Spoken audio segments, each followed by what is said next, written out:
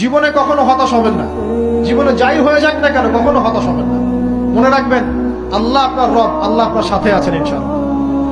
এই সমাজ আপনাকে যেভাবে শেখায়, কিভাবে শেখায়, এই যে স্কুল, কলেজ, ইউনিভার্সিটি, চাকরি, বিয়ে, সন্তান প্রতিপালন, আর তারপর ইন্না লিল্লাহি ওয়া ইন্না ইলাইহি রাজিউন, এই তো শেখায় নাকি?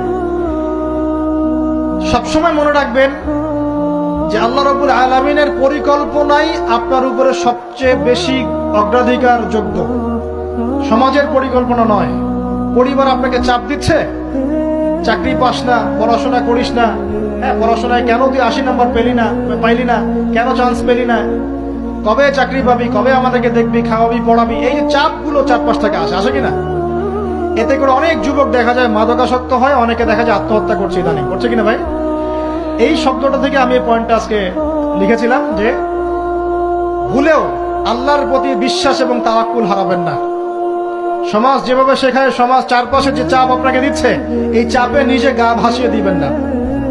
আপনি আল্লাহর কাছে দোয়া করবেন, আল্লাহর কাছে পথ চেয়ে নিবেন এবং আল্লাহর প্রতি তাওয়াক্কুল ভরসা করবেন, কখনো আত্মহত্যার পথ বেছে নিবেন।